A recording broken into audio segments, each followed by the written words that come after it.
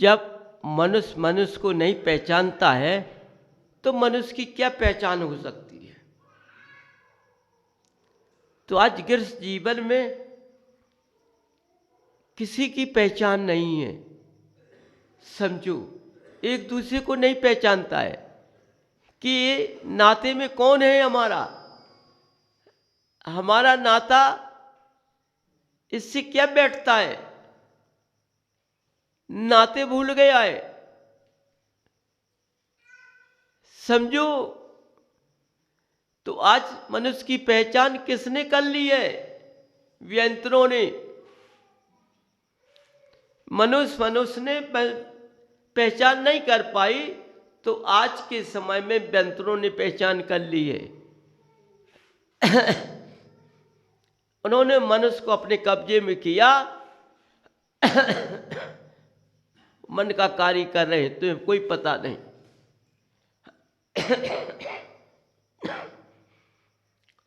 समझो, ये तुम्हारी कमी के कारण,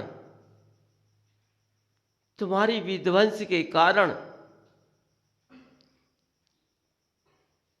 धर्म के रास्ते पर न आने के कारण, धर्म के रास्ते का विधि विधान का त्याग कर मुख मोड़ लिया है।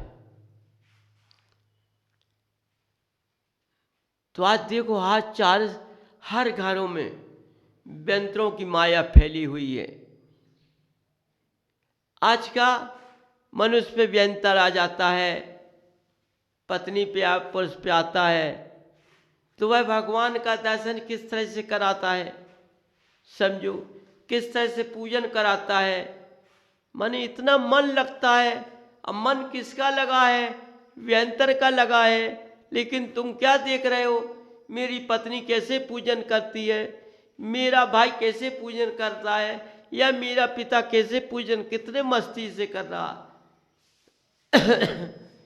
लेकिन जब उससे पूछा जाए, तुम बड़े उससे ध्यान से भक्ति करती हो या ध्यान से भक्ति करते हो, तो वो ये बात कहेगा, क्योंकि भाई हमारा तो ऐसा मन लग जाता है, हमें कुछ ध्यान ही नहीं रहता है, हमारी तो आंख बंद हो जाती है और हम भगवान का पूजन कर लेते हैं।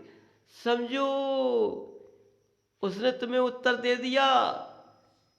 ये आंख बंद करके भगवान का पूजन करने इसको कोई ध्यान नहीं है। समझो, ये पूजन नहीं कर रहा है, ना कर रही है, ये दूसरा पूजन कर रहा है। मनुष्य का लाभ मनुष्य नहीं ले पा रहा है, मनुष्य का लाभ व्यंतर ले रहा है। समझो, वह मनुष्य के ऊपर से आके भक्ति भगवान की करता है। न मनुष्य सुधर पाता है, न वो व्यंतर सुधर पाता है। समझो, दोनों नहीं सुधर पाते। वह इतने लीन हो जाते, भगवान की पूजा, भगवान को जानते हैं और कुछ नहीं जानते। देखो, जिस कुल में जो पैदा होता है जीव, उसी कुल में आकर के भगवान की पूजन करता है, तो उसको कुछ परिणाम मिलते हैं। यदि व्यंतर अपनी व्यंतर की योनि में आकर भगवान से भक्ति करे, तो उसको सब कुछ मिल सकता है। एक दूसरे के ऊपर आने से किसी को कुछ नहीं मिलता है। समझो, तो मनुष्य का ज्ञान चला गया है और व्यंतरों में ज्ञान होता ही नहीं है। समझो, क्योंकि वो भगवान की भक्ति से शून्य है, वो भगवान की भक्ति नहीं जानता है, इसलिए मनुष्य को पकड़ता है, वो बनता देव है।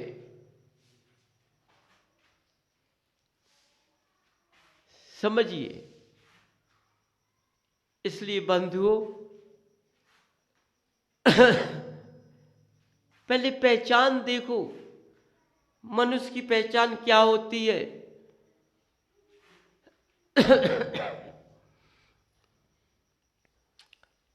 मनुष्य की पहचान सरल भावना होती है।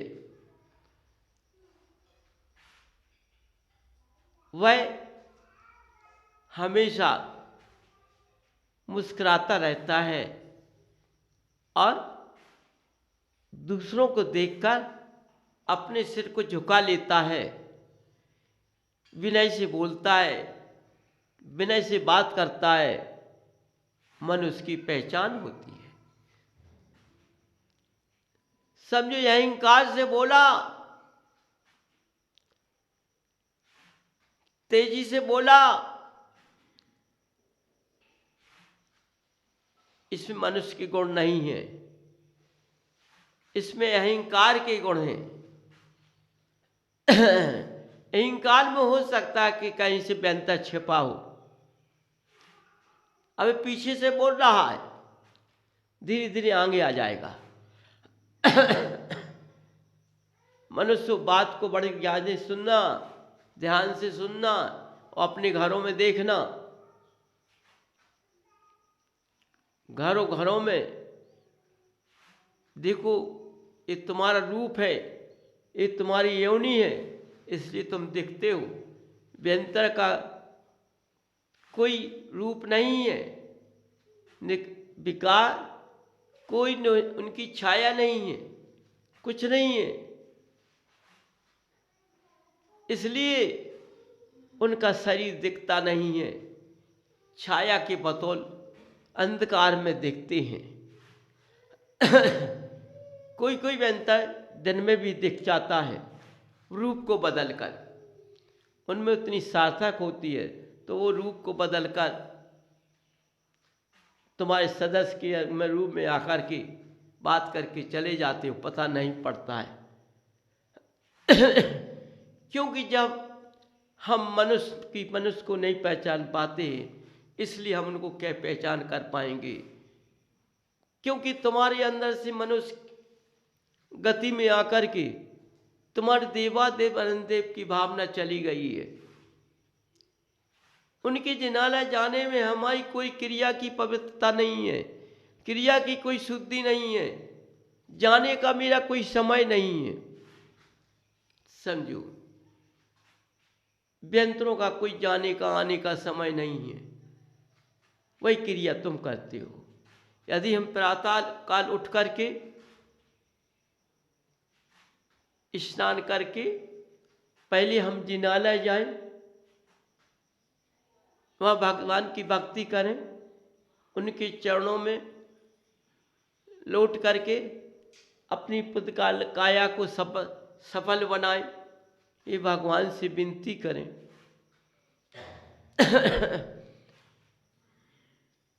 तो तुम्हारे पुतगल को कोई छू नहीं पाएगा। लेकिन चलना मनुष्य की पहचान से है, मुस्कुराते हुए, सरल भावना रखते हुए, अपने नेत्रों में भगवान की छवि को बसाते हुए जिनालय को जाएं, कोई व्यंतर नहीं आ पाएगा। यदि तुम घर से जिनालय जाते हो, समझो दौड़कर जाते हो, लाभ में जाते हो, किसी से बात करते हुए जाते हो, ध्यान भूल गया, समझो में हमारे वातावरण करने के दूसरे से हमारे रास्ता चलने में अशुद्धियां हो रही हैं, जीव हिंसा हो रही है। इसलिए हम जब जिनाला जाएं तो अपना पैर को देखकर चलें। जब हम पैर को देखकर चलेंगे, मुस्कुराते हुए चलेंगे, तो हमारे पैर से जीव की हिंसा नहीं होगी कभी। जब पैर से जीव की हिंसा नहीं होगी तो हमारा पुद्गल कभी अपवित्र नहीं हो पाएगा। बंधु समझ लेना।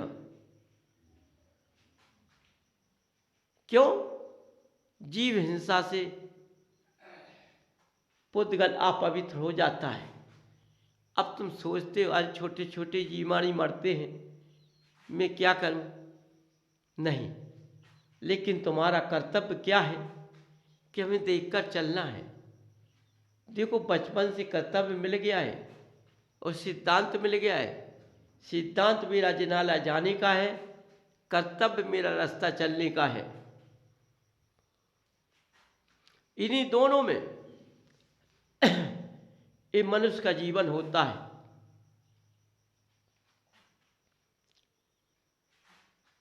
यदि मनुष्य ने अपने जीवन के रस को समझ लिया, रस की पहचान को पकड़ लिया, जीवन का रस कैसा होता है समझो। जीवन का रस जीवन को उठा देता है। जीवन का रस जीवन में घुल जाता है। समझो बंधु, बात को समझना, शब्द को समझना। जीवन का रस जीवन में घुल जाता है।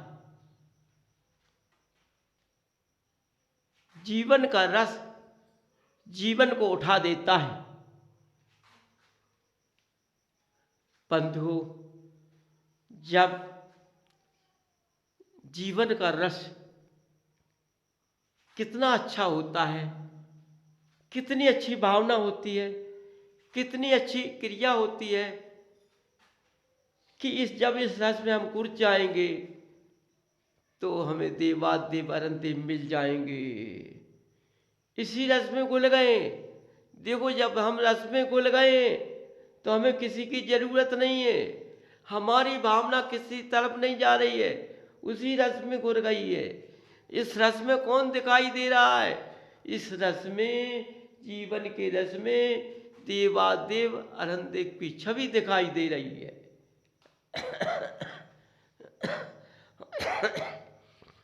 छवि दिखाई दे रही है। समझो, जब इस छवि को मैंने देखा तो छवि को देखा तो इनका रूप भी दिख गया। देखो बंधुओं, तुम्हारे जीवन के रस ने तुमको क्या दिखा दिया है? यदि तुम जीवन के रस में घुर गए तो जीवन तुम्हारा उठ गया। माने जिस मनुष्य पर्याय में मैंने जन्म लिया है, ये पुद्गल उठ जाएगा। माने ये गलत रास्ते पर नहीं जा पाएगा, अच्छे रास्ते की ओर जाएगा।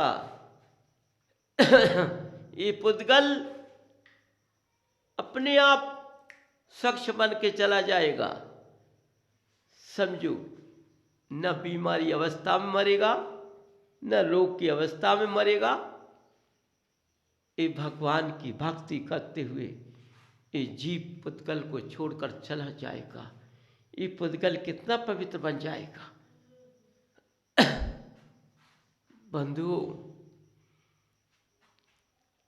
पड़ा हुआ पुद्गल जीव निकल के चला गया, लेकिन कैसे दिखता है? उसकी छवि न्यारी अच्छी लगती है। उस छवि को देखकर कितने घंटे रखी रहे, लेकिन उसकी छवि नहीं बदलती है। समझो, इतनी सुंदर लगती है छवि।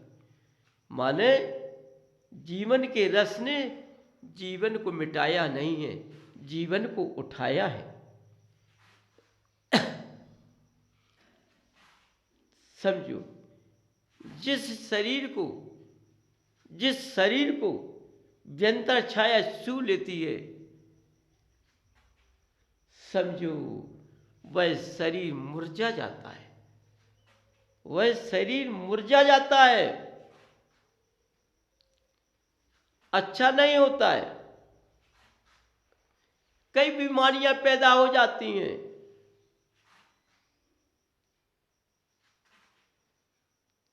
समझो बंधु, हमेशा ही भावना रखो, मेरे शरीर को कोई छूने ना पाए। समझना बंधुओं, मेरे शरीर को कोई छूने ना पाए। भगवान ने केवल एक ही नर मादा का जोड़ा दिया है।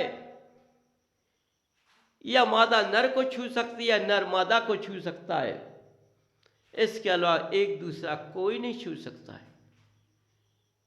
समझो, यदि नर्मदा को व्यंतर छू गया तो ये शरीर तुम्हारा अच्छा नहीं है। बंधु समझो, ये शरीर तुम्हारा स्वच्छ नहीं रहा, तुम्हारी कमी के कारण ऐसा हो गया है। इस कमी को दूर कीजिए। अपने गृहस्थ जीवन में पहचान कीजिए। मनुष्य मनुष्य की पहचान कीजिए। हर की पहचान हो जाएगी। समझो बंधुओं, ये तुम्हारी मनुष्य पर्याय कैसी लगेगी? फिर कैसी उत्तम लगेगी, कैसी उत्तम होगी?